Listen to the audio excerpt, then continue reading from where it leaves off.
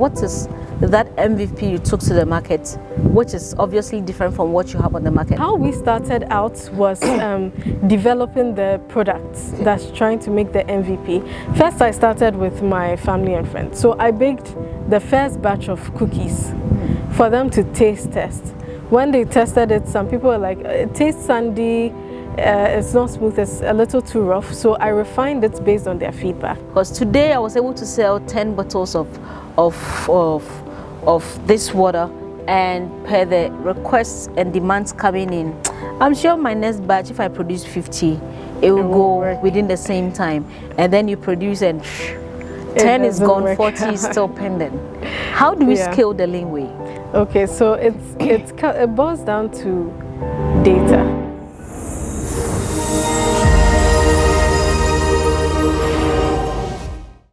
Hi wonderful viewers, it's that time again on the Entrepreneur Show where we share expert advice and stories of entrepreneurs to guide and inspire our entrepreneurial aspirations.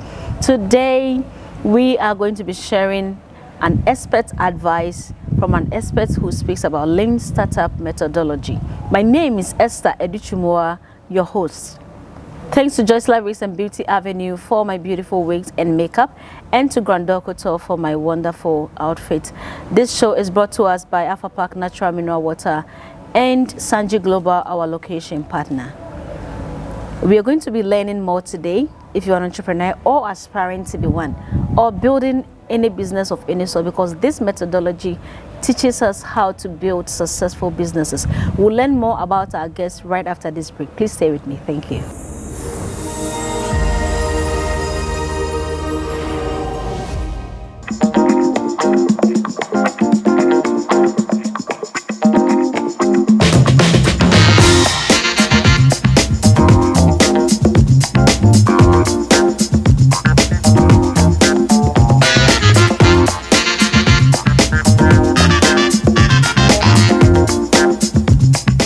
Bonds are built on what people have in common. No matter where we are, everyone drinks for the moment. We drink with joy.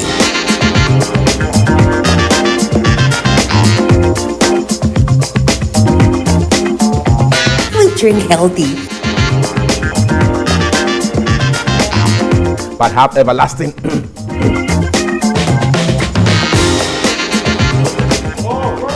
life. Hallelujah. We drink Alpha-Pack Mineral Water. Alpha-Pack Mineral Water. Refreshing.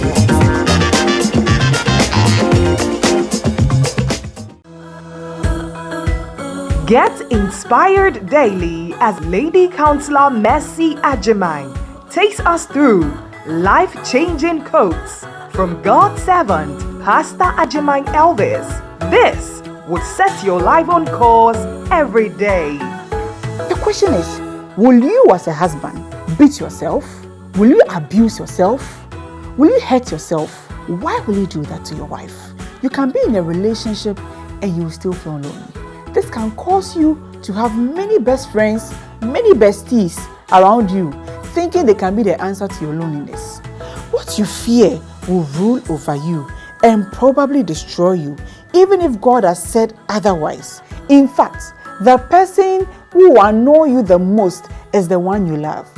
Those that wish you dead, destroyed, unemployed, bitter, abnormal, poor, unmarried, they will see you better, blessed and flourishing in Jesus' name. Experience the Word of God concerning your marriage, destiny, and your daily life in an exciting and interactive session with Lady Counselor Mercy Ajimai on Daily Capsule.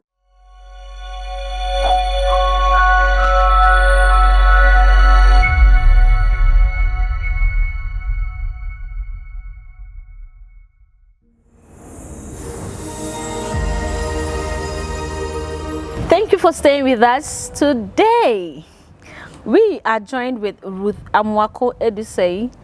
She is an expert in the lean startup methodology and a dedicated instructor at the Yearly Programs Business Clinic, where she shares her knowledge and trains multiple cohorts on the lean startup business practices. So YALI is the Young African Leadership Initiative.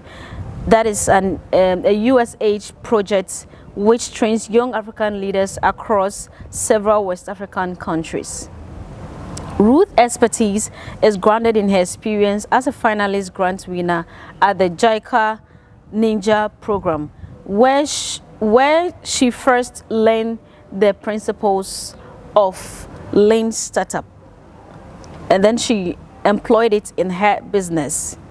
At her company, Boujie Bakes Vegan, she has applied these concepts to design a workspace focused on waste elimination, an essential part but often overlooked component in many Ghanaian businesses, demonstrating her commitment to sustainable, efficient operations. So we are going to be learning today how to build sustainable and efficient business operation to be able to build businesses that last. Yes, because we want to keep the level of failures in businesses. Ruth, Yes. it's nice to have you on the show. Thank you so much. It's good to be here as well. Yes, I have been following some of your trainings online, and I see you every now and then teaching startups and even those aspiring to be in the entrepreneurial space how to employ the lean startup methodology in their businesses, which I believe, you are a perfect example of the results one can get from employing this methodology. So we would love for you to educate us what is lean startup. Can you tell us some of the basics, because I'm sure most of our viewers are now hearing lean startup methodology. We would love for you to digress what it means and how important it is for entrepreneurs to have it. Right. So the lean startup methodology, it's a way of starting a business where you focus on eliminating waste and increasing your efficiency whilst you're doing it incrementally. So basically those are the basic elements of a lean startup. So it compares with a traditional startup, where in a traditional startup it tells us to write an elaborate business plan, to do a lot of market research and get all your, whether it's machinery, etc., how you're going to start the business, growth at this time per year to scale, etc. Now that is all fine and good, but the lean startup methodology focuses more on testing the product and then getting a market fit gradually as you go along. So basically it tells you that, okay, fine, you should have a business plan, but don't take all your time writing the business plan, but make sure you get what we call a minimum viable product. Right? You get that, you take it to the market, test it, come back and improve on the product with your findings. And as you are doing that, you are incrementally growing your business or your idea. So I'd love to touch on the MVP, the minimum viable product. I believe it's one of the important principles that you teach in the lean startup. Yes. Can you tell us what a minimum viable product is? Okay, so a minimum viable product is basically the version of your product that serves the basic need that it has to serve. So let's say I'm producing a TV remote, and I need the remote to turn on the TV and turn it off and maybe change the channels. So basically my MVP will have the on and off button and the button to change channels. That is the baseline product. So not necessarily that, okay, the remote can maybe, I don't know, hypothetically turn the TV upside down, not anything strange, but just the basic part, because what you want to do is to test whether the basic part even works in the first place before you add on additional parts. Now I want us to come, much more practical, though what you said is, I want you to use your business as an example. What is that MVP you took to the market, which is obviously different from what you have on the market now? Right. Okay, so how we started out was developing the products that's trying to make the MVP. First, I started with my family and friends. So I baked the first batch of cookies for them to taste test. When they tested it, some people were like, it tastes sandy, it's not smooth, it's a little too rough. So I refined it based on their feedback to a point where I felt like other people, aside from those who like me, etc., would tell me. I was going to the market itself, those who purchase it, not your family and friends. That's where you have an MVP. So it is basically, I wanted the cookie to have nutritional elements and be tasty as well. So then we add all our nutritional elements, make sure that it's tasty, and now I send it to the market. Now I ask people, are you willing to buy this? Or when you taste this, are you willing to buy? First, we sent our first batch of cookies. They were in a craft box. Okay. If you know, craft boxes, those brown boxes. Now, people liked the cookie, but then they were like, the cookies don't last long in the craft box. So then my minimum viable product, which is the cookie, it works well, but the packaging needs to change. So with that, you incrementally improve on the product. And now that's what we have as a V-Gold line of cookies, which is the to-go part of the business. You know, when you have a business idea, you are so enthused, excited about it. You are trying to build the next big thing on the market. That's correct. But how do we get entrepreneurs validating their business ideas to see whether this is something that is needed on the market before we start pushing in, you know, more capital and investment and time? Reduce, because one of my goal is to ensure that when a product gets to the shelf, someone should pick it, someone should taste it. We have had brilliant ideas get to the shelf and no one touched it before. How do we validate our business idea to ensure that it is something that is required, needed on the market, even before we start, you know, putting in more investment? Right. So one thing you mentioned, which is very key, is the validated learning. So validated learning is basically learning from something that you have found out. Not, I would say, research on the internet that someone has written, but experience that you have gotten yourself. So to get people to do the validated learning or to validate their ideas is really to get in their head that you are creating the product for the customer. That is very key, because usually sometimes we make products with the mindset that we are making it for ourselves.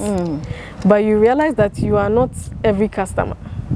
The customers have their preferences. So when you are entering a market, you want to make something that the customer wants. So it's very essential to always go to them with the product and then let them tell you what they want in that product and come and work on it and give it to them. And that's when you have a product ready on the shelf that people actually want, because that's what they told you they want, or that's what you learned from them that they want. Wow. What is customer discovery process? What are some of the processes that we can take to discover the right customer for the products that we are bringing? Since you said it is more customer focused than you focused. Exactly. How do we identify the right customer for what we are bringing out? Right. Okay, so usually when you entrepreneurs start with a brilliant idea, they want to send it to the market, and then usually we have an idea of who is the target. Essentially, you should understand the products that you are bringing out.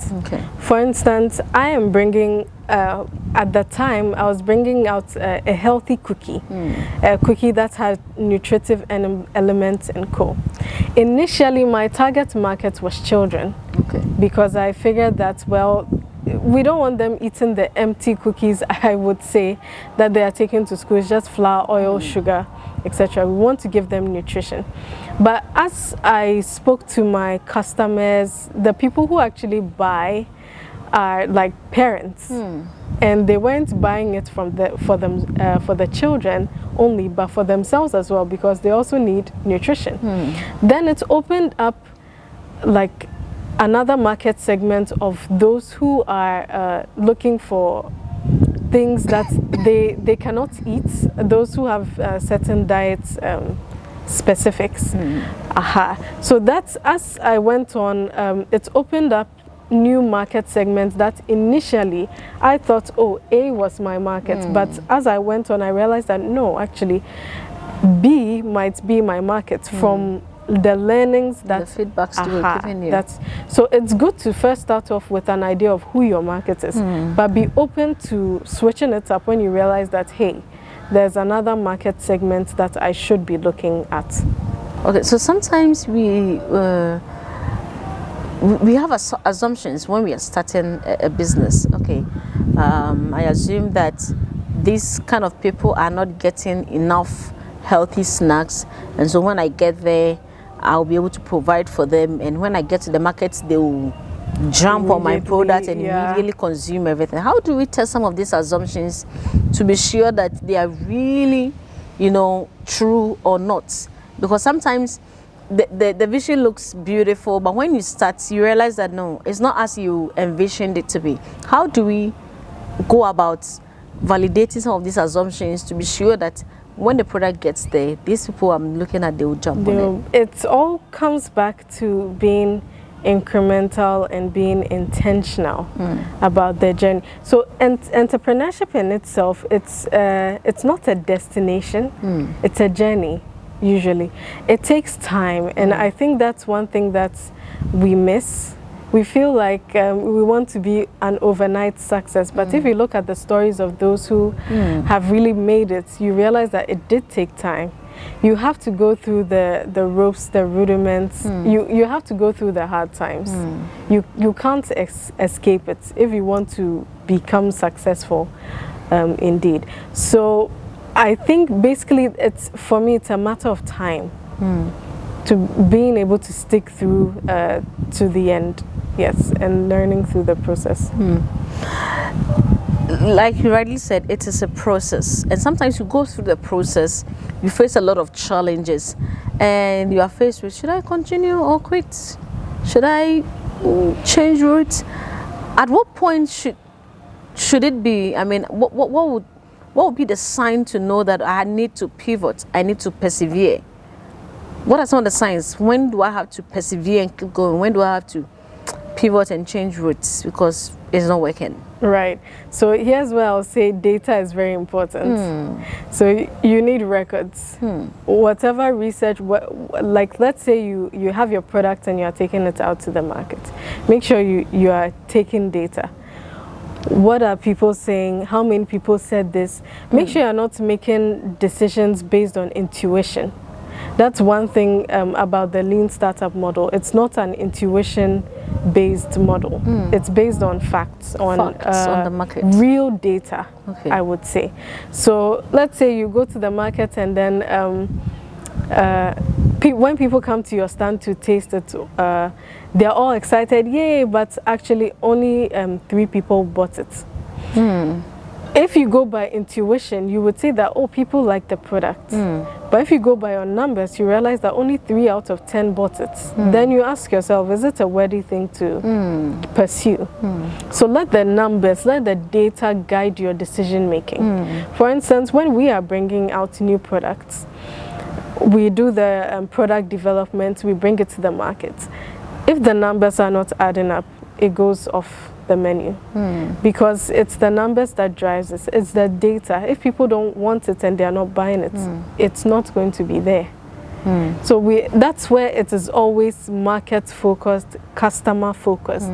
You're doing what you want the customer, what the customer wants, and not what you think the customer wants. So talking about data, how do I go about collecting feedbacks? And if at the end of the day I'm able to collect the feedbacks and the information receiving is contrary to my vision, what do I do? Right. Yes, right. It's the tough part of being an entrepreneur, but you have to be open-minded. Okay. You have to realize that you don't know everything, and most likely what you think is in the market is not the case. I think most of the times entrepreneurs find out that and then they quit. That's when most people begin to quit and say, oh, the business is not a good business, it doesn't work, etc. Because what you went to meet is not what you were expecting. But you should be able to use that data to make informed decisions. You said a very important word, pivoting. So pivoting will mean that you are not stopping, but you're just changing direction. So let's say I was making banana oatmeal cookies and the customer said they want oatmeal cookies. Just because I like banana oatmeal cookies or I want to make that one doesn't mean that I'm going to stop altogether. I'm going to switch to make oatmeal cookies. It's still in the line of business, but it's still it's just a different product. So it's a perception of how things work. Should be very open-minded and very open to change. The reason why I'm not a very big advocate for writing lengthy business plans is the market is always changing. COVID-19 came, the market changed drastically. If you were writing a business plan for 1 year and COVID hits, your business plan is not going to work. So you need to go out there, the little you have, go out there, test it, and then move on with that. How do you collect data? How do you collect these feedbacks? Right. So one important part I will say about collecting data is first knowing what data to collect in the first place. Okay.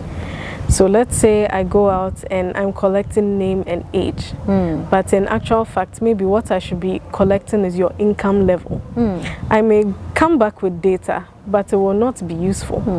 So you have to first understand the product you are sending, what you need to understand about the product or understand about the people who are going to purchase it. And like I mentioned, this comes with time, comes with experience. You'll go out there, you make mistakes. But when you come back, you have to learn from those mistakes and use that to improve. So when it comes to data, understand your products and go out there, make your mistakes, come back, refine, and then go and collect better data. Do you talk to them directly, or you have a form they fill, or what feedback? What form? System do you use? It depends. Okay. So usually I like in-person interactions because then I feel like people are a bit more honest. When rather than filling forms, sometimes people just want to get over and done with it. But it is helpful though, you just have to know how to structure it. So I usually do in-person, and then also I do feedback forms as well. That was something I did at a point in the business journey where I spoke to a good number of my customers, and that's when I realized that only half of my customers were vegan and the other half were people who were looking for healthy snacks. So that tells me that, hey, focus on those who are also looking for healthy snacks. There's a market segment there as well. Amazing. There's a market segment there as well. So you don't get fixated. You have to be very flexible because the market is changing. Exactly. And as you are taking feedbacks, you have to put those feedbacks into what you're doing, validate your ideas, and keep moving. That's correct. Gradually. We'll continue that conversation right after this break. This is the Entrepreneur Show, proudly brought to us by Approcah Natural Mineral Water. It's refreshing, full of life. Sanji Global, our location partner. My beautiful makeup and hairdo is by Joyce Love Wigs and Beauty Avenue. And my dress, wonderfully made by Grandeur Couture. Please stay with us. We'll be right back.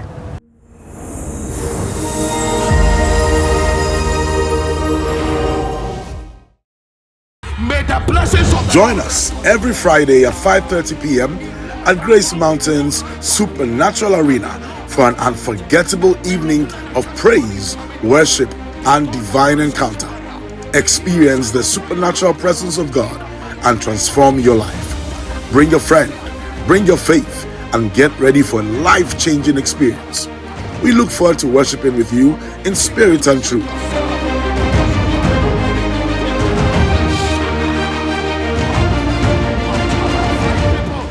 Every Friday, 5:30 p.m., Grace Mountain, the Supernatural Arena.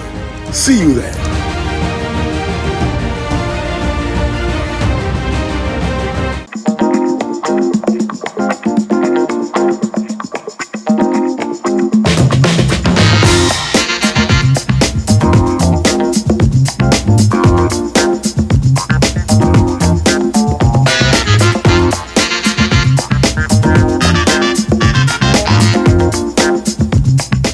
Strong bonds are built on what people have in common. No matter where we are, everyone drinks for the moment. We drink with joy.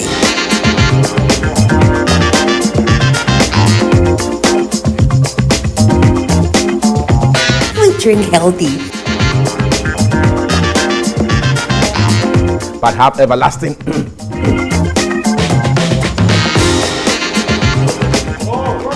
life. Hallelujah. We drink Alpha-Pack mineral water. Alpha-Pack mineral water. Refreshing.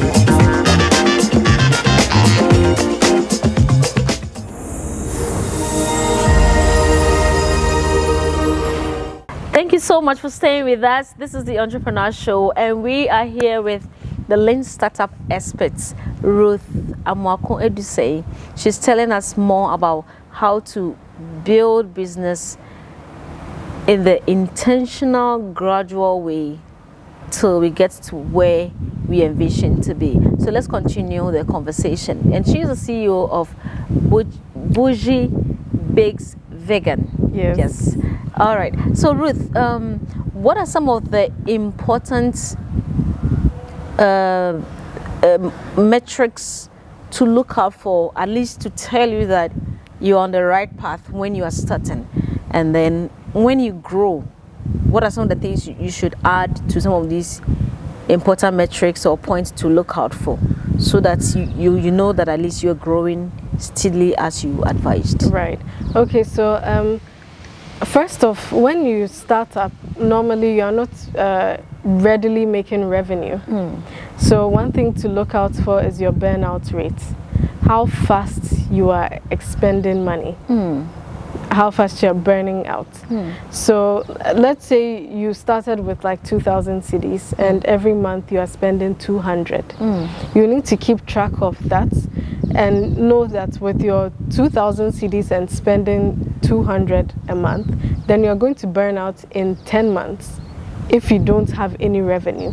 When you have that in mind, you know how long you can keep going with this idea without like running into problems. Like you're able to sustain the business that long. So it's good to have that indicator in mind. And then when you start to make revenue, that means you have customers that you're selling to. It's good to keep in check your customer retention. So when your customers go, are they coming back? Or when they go, they are not returning. So all your customers are new customers. Well, it depends on the business though. Some businesses have new customers all the time. But if your business is one that the customers have to be repeat customers, you need to check your customer retention rate. And if it is low, you have to put in measures to make sure your customers come back to you. Then also as you grow, you need to check your revenue. So how much money are you bringing in, and then your should I say profit and loss statement, your cash flow statement. How much cash is coming in, how much is going out, is it making sense, etc. So those are a few things to keep in mind or keep top, so that you make sure your business doesn't burn out or run out.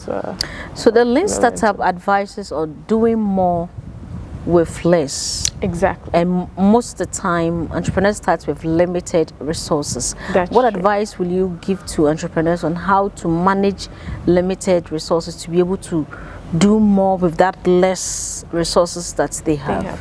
Okay, great. So that's one of the key points of the Lean Startup methodology, is to eliminate waste. So it started from Toyota. It's a Japanese principle actually. It started from Toyota, where the story is long. I'm sure our viewers can check it out on YouTube.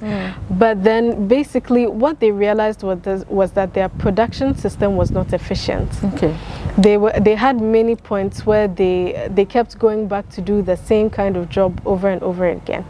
So the Lean Startup method tells us that there are 8 kinds of wastes. There are several: the motion wastes, the intellectual wastes, etc. There are many of them.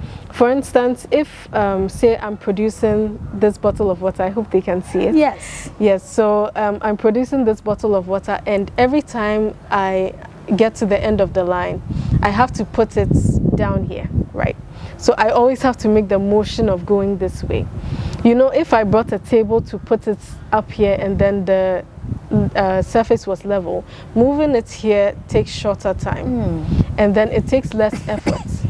But mostly when it comes to startup businesses, we don't quantify some of these little movements and wastes. Yes, sometimes we overstock, there's inventory waste. There are so many kind of wastes that if you pay attention to, you might actually save yourself some money or make more products and be more efficient. And that is very helpful when you're starting a business and you don't have all the resources to expend. There are certain wastes we are not even paying attention to, like time waste. Yes. How long it takes you to do something. So how profitable you can use 2 hours to do more than what you're doing now. Yeah. Amazing. Yeah. Wow. So let's talk about another aspect of the Lean Startup that talks about experimentation and innovation. What goes into that? Okay, so the Lean Startup model is very big on experimentation, which is going out to test. It's called like basically testing. So they are saying that do your minimum viable product, take it out and experiment, and then the innovation comes in where you are constantly making changes to the product. You are innovating, trying to make it better, different, etc. So that's that part of the Lean Startup model. Is there a way we can experiment without risking too much? Because sometimes in the name of experimenting, you keep going to the market with substandard products. And each time you're making that substandard product, you're spending money. Yeah. And it's bringing you nothing. Is there a way you can employ to ensure that in the name of experimenting, you don't waste your resources as well? That's true. So here's where I would suggest research. So you need to know the product you are working with. Chances are that the product you are making already exists, or it has been made before some way, somehow. There's a saying that there's nothing new under the sun. Yes. Yes. Sorry. So in view of that, have some research. Know the basics, the basic quality that product should meet. You realize. For instance, I'll just use myself as an example. Say I'm baking cookies, right? And I decide to bake the cookies, let's say instead of 15 minutes, I bake for 7 minutes because I don't want to waste gas. Then I bring you an underbaked cookie. I'm not serving myself. The minimum requirements. It should be baked to a certain readiness or yes. So you don't just get up and do whatever you like. There are guidelines, and mostly you can learn them and then refine it to what best suits you. So the guideline says bake it for 20 minutes. You realize that baking it for 22 makes it the best for your customers or for you, etc. You go with that, but at least you had a base to start with. Wow. So what is innovation in Lean Startup? I mean, in connection with what you're talking about, you just talked about, okay, so the base requirement says bake it for 20 minutes, but you realize that if you do 22 minutes, it's even better than the 20 minutes, probably based on experimentation. Yeah. What is innovation in Lean Startup? Okay, so innovation, it depends on the product and your thinking as well. So there are various ways to innovate. Innovation is basically bringing like a regular product, but perhaps in a different way to people. You're innovating on, it could be a process innovation or a product innovation. For instance, I'll give an example of a company in the US. They mentioned something like they want to be like the Rolls Royce of cookies. Okay. So their cookies are very expensive. But if you see the packaging, how finessed it is, you want to just have it. You know, it's like, it's bougie. It's like iPhones. People don't always buy iPhone for the functionality, but for status as well. So that is also a form of innovation. And with Lean Startup, you can just, as you are starting small, find what works for you and then roll with it. The Lean Startup talks to us or teaches us to learn from failures. That's correct. How does entrepreneurs develop that mindset that failure is part of the deal, and how do they manage failure? Because sometimes the failure can break you. Yeah. It dispirits you and you want to give up. How do we build a mindset to embrace failure and to learn from the failures? Right. I personally think the true mark of an entrepreneur is someone who is able to embrace failure and get up and start again. I think if you are struggling with failure, not that it's easy to deal with, but if you are unable to bounce back from failure, it will be hard for you to be an entrepreneur because you will face so many challenges, problems along the way, much more than you imagined. So you should become resistant to it. It should be second nature to you. I feel like this. I watched a certain motivational speaker. She said that she's a business owner as well. She said that she cries for 2 days and then she picks everything up and then she moves. She doesn't cry for too long because there's no reward in staying down, but there's reward in picking yourself up again. And going again. And then the Lean Startup also talks about building a lean team. What goes into building a lean team? Okay. So lean in this case, smaller, right? Yes, lean in the sense of having only the essentials. Oh, okay. Like a minimum viable product has only the essentials. Only the essentials. So I'm not going to pick 2 digital marketers because when I'm going out, it's nice to have 2 people following me. I'm going to have 1 because he can perform the function. And per the status of my business, I need 1. So usually that comes in the sense where when you're starting a business, they'll tell you, okay, apart from your machinery, you need to have a team, you need to have a secretary, a business developer, so and so, like so many portfolios. But you realize that at the start, you don't need all of them. So having that large team, I've seen people start businesses with a team of like 8, 10.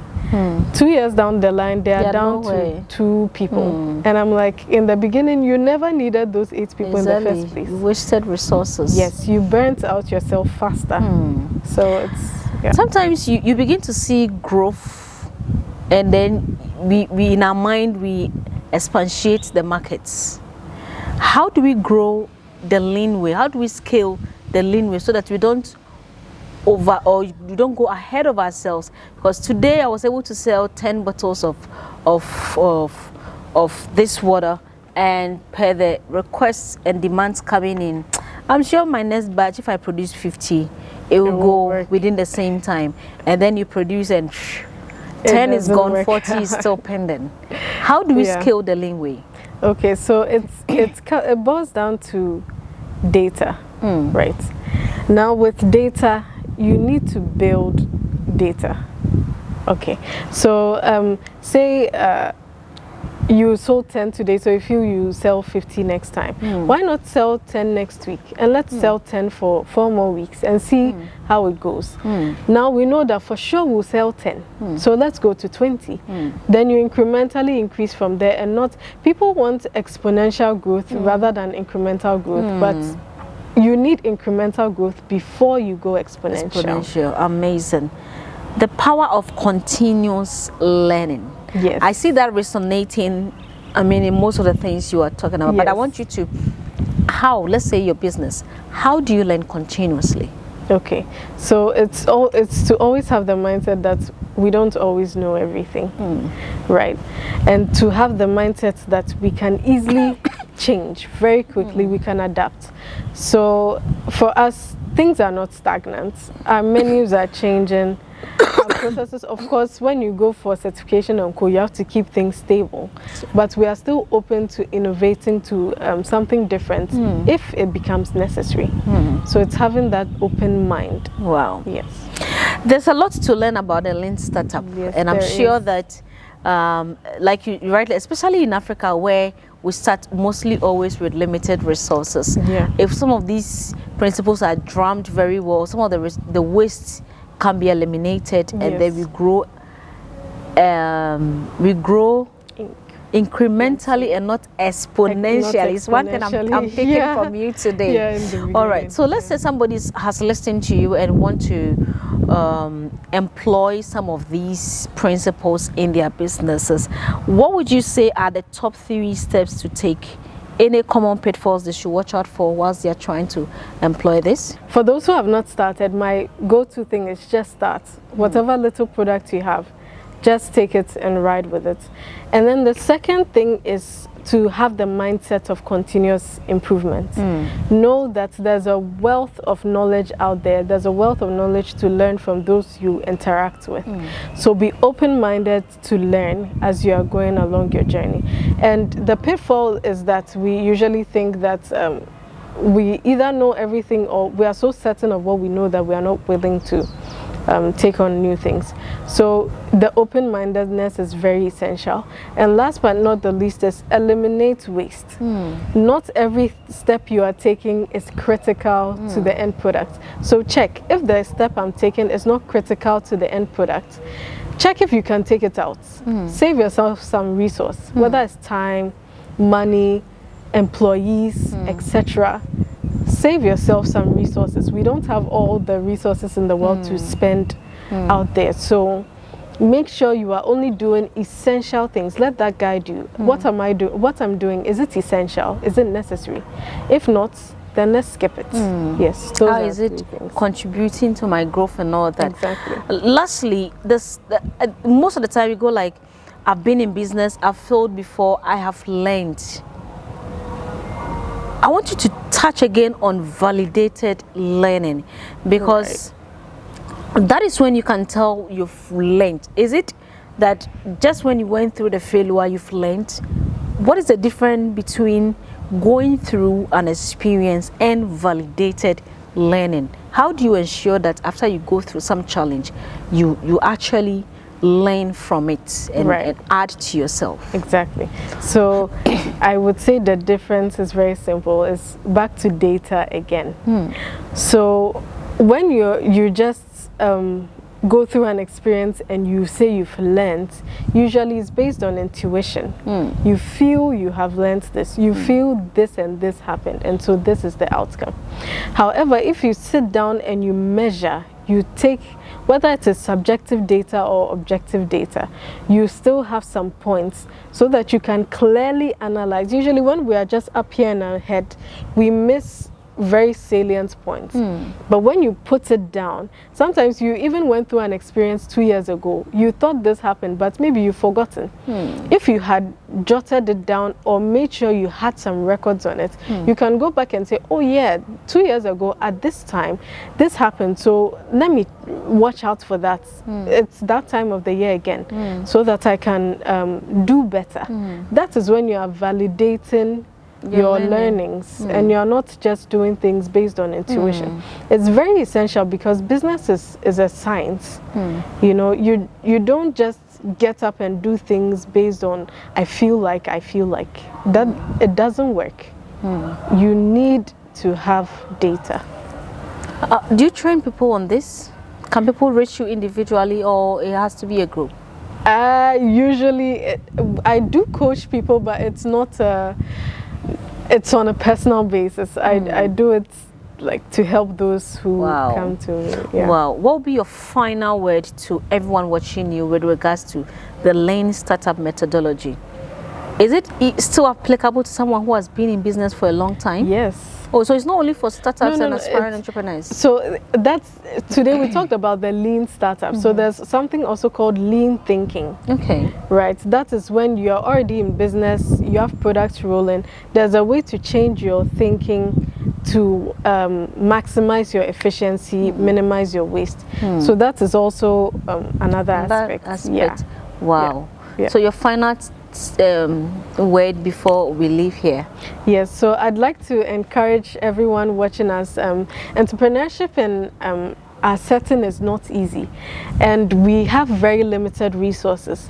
So I would encourage everyone to learn about the Lean Startup method. it helps you to use much less resources. Don't sit at home and think that, oh, I don't have the resources to start. There are ways to start even with the smallest of resources that you have. So go out there, learn of the lean startup method, put it into practice, and thank me later when you have the results. Ruth, you're such an amazing person. Thanks. I mean, impacting this rich knowledge that you were taught and putting out there because you practice, it helped your business, and you're telling the world how it has helped you and how it can help them as well. Yeah. This is a very selfless, service you've taken, and I would love to encourage you to keep doing that. And I know you help Mother Africa build more successful businesses. Thank you for your time. We are so happy that you could make it, and I know that our guests are impacted. Thank you, dear wonderful viewers. This has been the Entrepreneur Show, proudly brought to you by Approcah Natural Mineral Water. It's refreshing, full of life. Sanji Global, our location partner.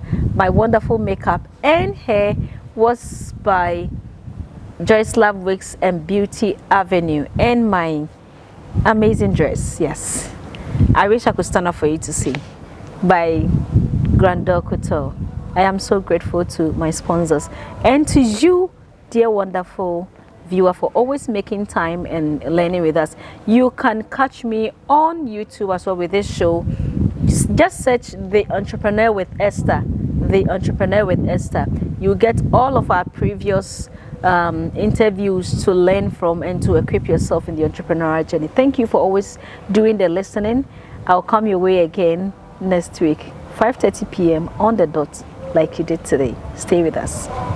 Bye-bye.